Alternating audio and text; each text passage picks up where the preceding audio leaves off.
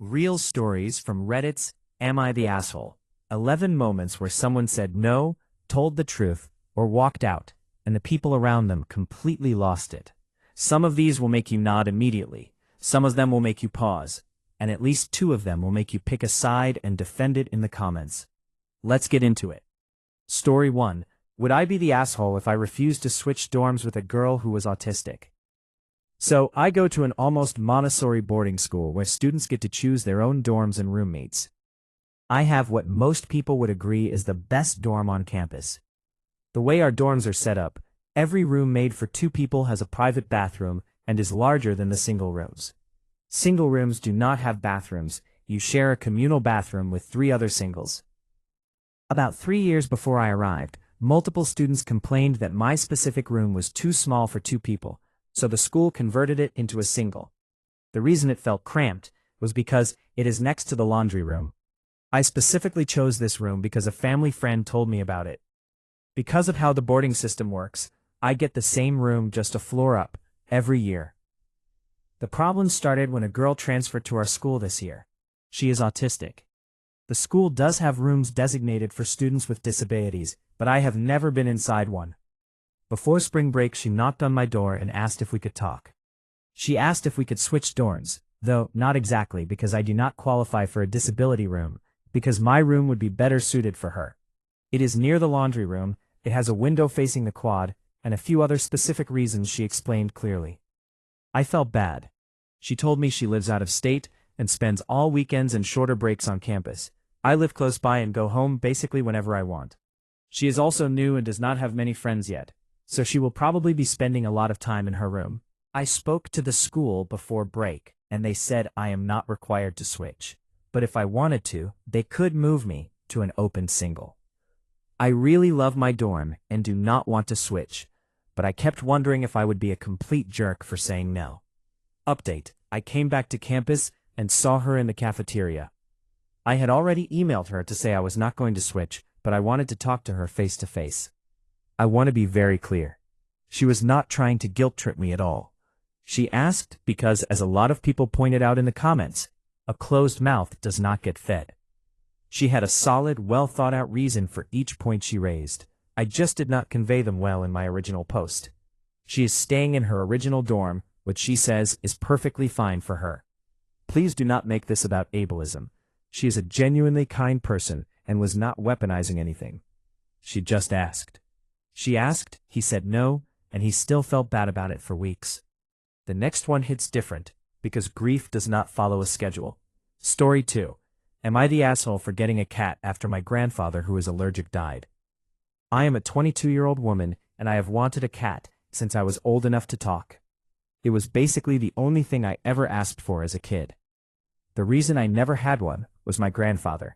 He was severely allergic, to the point where if I visited a friend who had pets, I had to shower the moment I got home. I also stayed living at home for college, since my university is only a 30-minute drive away, so getting my own cat was never an option. My grandfather passed away 2 weeks ago. It was hard for everyone, and especially hard for me, because we were very close. 2 days ago, I adopted a cat from a close friend. I was grieving, I was not thinking clearly, and in that moment, all I wanted was something that could bring me a little bit of temporary happiness. That was getting my cat.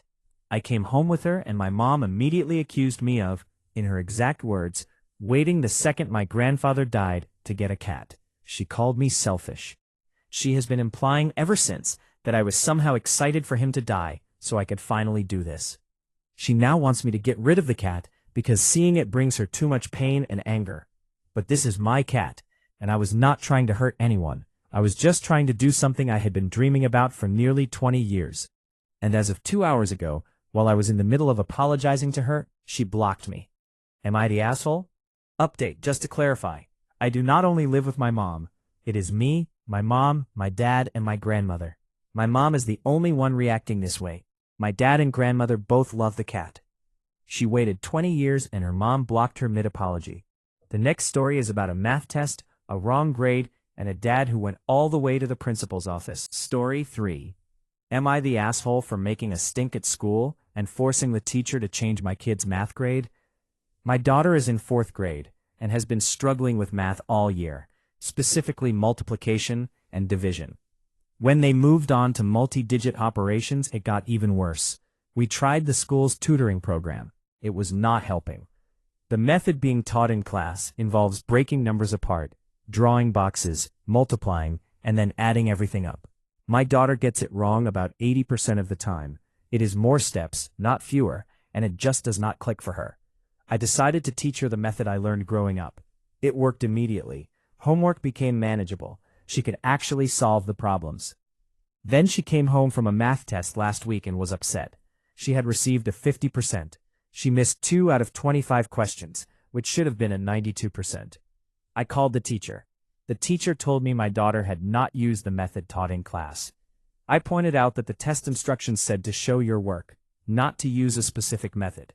The teacher essentially said, "Too bad," and that if it happened again, the score would be a 0. I went to the principal. I will admit I made it a significant issue, because I genuinely think it is absurd to penalize a student for getting the right answer.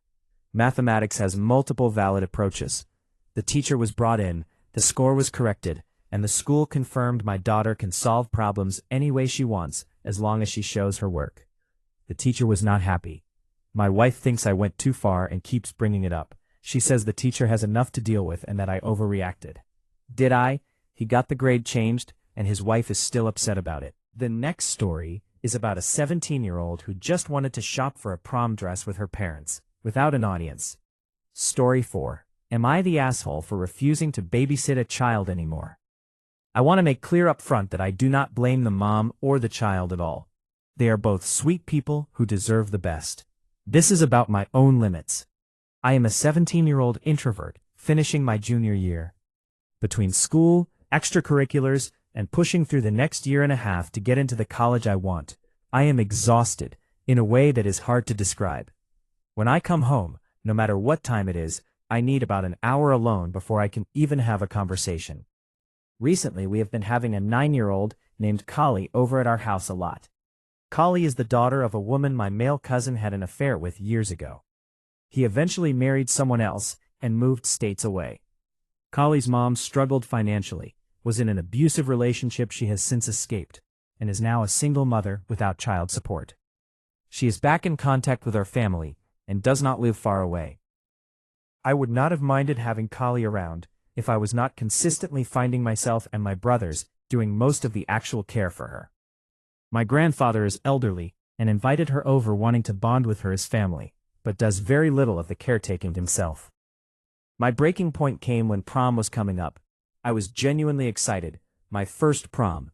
I wanted to go shopping for a dress with my parents on a day we all had free. My dad is rarely available, and I am almost never home anymore. So this felt like a rare chance to actually spend time together.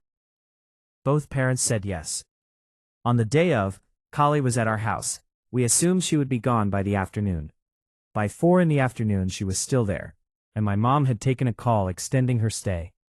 My mom still insisted we go shopping, and said it would be nice. I assumed Kali would stay home with my grandfather and brothers. My mom brought her with us. The one day I wanted to be with just my parents was not what I had planned. Kali was energetic and complaining. My dad was clearly uncomfortable. I ended up picking a dress quickly just to get it over with, instead of taking my time the way I had wanted. Afterward, I confronted my mom. She told me I was being insensitive. I lost it. I told her right there that from now on, I would not be providing any childcare beyond saying hello and goodbye. My mom said family helps family. I said if she wanted Kali around, she needed to take care of her herself. She called me selfish. We have not spoken about it since. Am I the asshole? Her prom dress shopping trip was not what she planned. The next one is much shorter, but somehow the neighbor made it everyone's problem. Story 5. Am I the asshole smoking weed on my porch? I own a single-family home, no homeowners association. My neighbors moved in about a year ago and live roughly 50 feet away. I was smoking a joint on my porch, screened in tinted windows, when I heard my neighbor yelling to her husband about how ridiculous it was. She was talking about confronting me and doing something about it. Her college-age daughter was encouraging her. For context, I try to be mindful of when my neighbors are outside. I aim to smoke when I do not see them out, or when it is windy or rainy. I am not doing this every day. Every once in a while, during the day, I take a couple of hits. I am disabled and use cannabis specifically for that reason, going for higher quality strains, so I know it can smell strong. Am I the asshole for continuing to smoke on my own property as normal? Update: I work full-time, my house is clean, my lawn is maintained, my dogs are quiet, I do not throw parties, and I'm in bed by 10 at night. Also, for everyone who asked, it is legal in my state, and I have a medical card. Legal. His property, screened porch, and the neighbor is still planning a confrontation. The next one involves a church, a $25 fee, and a volunteer who had genuinely had enough. Story 6. Would I be the asshole for not paying for an event where I am volunteering? I attend a large church that hosts a women's event once a year, 2 hours on a Friday night and 3 hours on Saturday, with casual food and a small goodie bag. I am part of the media team and was asked to help with social media coverage for both days of the event. That means posting live stories and filming video content for future use. I was told I needed to pay the full $25 attendance fee because, and I am quoting directly here, what I am volunteering to do is just social media coverage and not necessarily something that will take away from the majority of attending the conference. For context, paid staff get to attend for free because they are working the event. I am also working the event. I just happen to be a volunteer. I already run the youth page and the young adult page for this church completely on my own. I regularly help with main church content as well. I give a significant amount of my time. The once-a-year acknowledgement I receive is a pizza party. Not being appreciated is one thing. Being asked to pay money to come and do work is something else entirely. Would I be the asshole for refusing to pay? She runs 2 pages for free, and they want her to pay to show up and work. The next story is about a 19-year-old student who learned that hiding your savings from family only works until your aunt borrows your laptop. Story 7. Am I the asshole for lying to my family about how much money I have? I am a 19-year-old woman who grew up in an extremely poor household with my mom, my aunt, and my grandmother.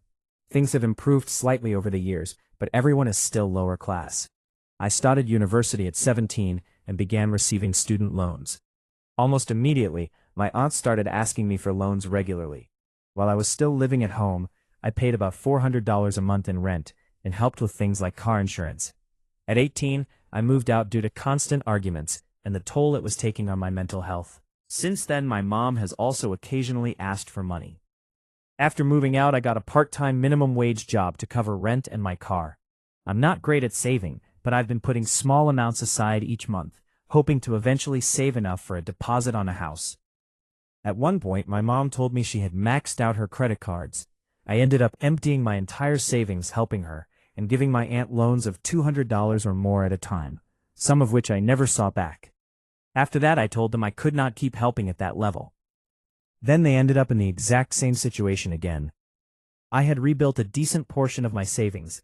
After a long conversation with my grandmother, who had also been lending them money, she encouraged me to keep my savings private. For the past 6 months, I've still been giving them smaller amounts, telling them that is all I can afford. Last week, my aunt was helping me with something on my laptop, and I had left a bank statement open on the screen. She exploded. When my mom found out, she did the same. Her argument was that if I can afford tattoos, nights out, and other non-essential things, then I should be able to help my family more. Neither of them has spoken to me in over a week. They say I turned my back on the family, so they are doing the same. I feel guilty, but I am exhausted from helping them out of a situation they keep returning to. Am I supposed to never enjoy my life because they cannot get out of debt? Am I the asshole?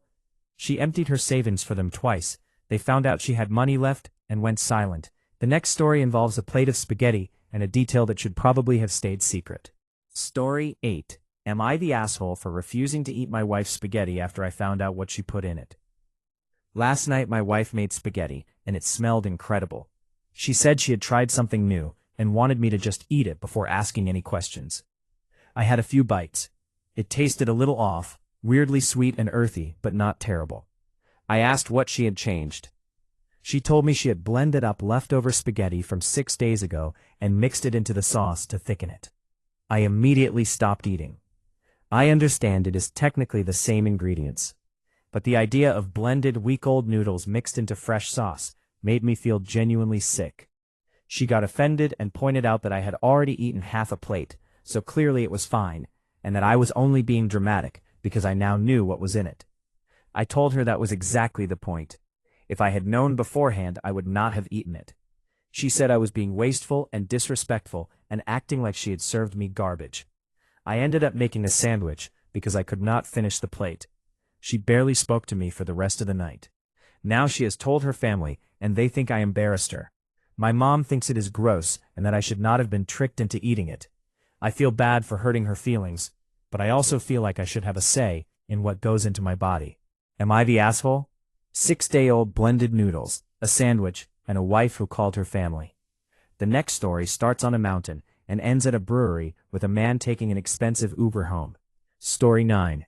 Am I the asshole for leaving my friend at the brewery when he brought up something that haunts me? A few years ago while hiking with my wife, she slipped and fell. I was not able to pull her up on my own. For those familiar with the area, this took place on a 14,000-foot peak out of Chicago Basin in Colorado. It was an extremely stressful situation. Thankfully, another hiker came through, and, with additional gear and more upper body strength, was able to help her out, but it took hours. She had been perched on a cliff below the drop site the entire time. My wife has never once blamed me. We are both experienced, avid hikers. I am not a strong person physically, and she is a solid, sturdy woman. The way to help her in that moment required more than I had. But the fear on her face when she fell is something I will never get out of my head. For one split second, I genuinely thought I was going to lose her. Not being able to help her myself is something that still haunts me. We were at a brewery with some friends. One of them was talking about a planned trip up a difficult route we had done before. I had some relevant advice and offered it. For no reason at all, he looked at me and said, "Okay, I am not taking advice from a man who left his wife to rot on sunlight." My wife immediately corrected him. I was completely stunned. He thought it was hilarious. He had a huge grin on his face. I did not know what to say. I got up to get another drink and ended up walking outside instead. My wife found me and asked if I was okay. I told her I was really upset and wanted to go home. She drove us. The issue is that our friend was expecting us to drive him home. I did not say anything. I did not tell him I was leaving. I just left. He texted asking where I had gone and why I was ignoring him. He ended up taking a rideshare home, which was expensive. He is currently out of work. I asked him why he would say something like that, knowing how I feel about what happened. His response was a series of laughing emojis. He said my hypersensitivity cost him money and that I need to learn to laugh at myself. This is not how he normally behaves. I do not usually spend time around people who act that way. He has historically been a genuinely kind person. And I would not normally leave someone I had promised a ride to. Am I the asshole for leaving him without a ride? He made a joke about the worst moment of that man's life. The Uber cost him money. The next story involves a baby name, a phone call that went very wrong, and a man who hung up mid-sentence. Story 10. Am I the asshole for being blunt and saying I will never name our child after my wife's sister, since she is a spoiled brat? My wife and I are expecting our daughter in a few months. My wife, I will call her Nora, has a younger sister, Rebecca, who the entire family treats as completely untouchable. I do not like Rebecca. I find her spoiled, entitled, and rude. She cries to her mom whenever she does not get what she wants, and at 22 years old, she should not still be throwing fits over minor things not going her way. The clearest example of this, at our wedding, Rebecca had a minor meltdown approximately 30 minutes before the ceremony because her bridesmaid shoes were the wrong shade of white. Not a dramatically different color, just a slightly different white. The dress was floor length. You could not even see the shoes. Everyone had to stop and comfort her while we were about to get married. At a family dinner this weekend, Rebecca mentioned it would be nice to have a niece named after her. I shrugged, and the dinner continued normally. When we got home, Nora sat me down and told me she wanted to name our daughter after her sister. I said no. We have a 2-yes rule for names. Both parents have to agree. Nora texted Rebecca to say no. That is when everything fell apart. The text started immediately, family members telling Nora to change her mind. When she held firm, the messages turned rude. Then they started coming to me. It ended with a phone call from both my mother-in-law and Rebecca at the same time. I said no multiple times. They kept asking why, over and over. Eventually, I snapped. I told both of them that I would never name our daughter after Rebecca, that she is a spoiled brat, that I do not want our daughter to be anything like her, and that this situation was a perfect example of exactly why. Then I hung up. Rebecca has apparently been crying since the call. My wife thinks I should apologize, but agrees they were being too much. I am still getting texts. I genuinely do not want to smooth anything over. Am I the asshole? He said spoiled brat on a family group call and hung up. The last story tonight involves a grandmother, a $5 toddler class, and a decision that ended free childcare.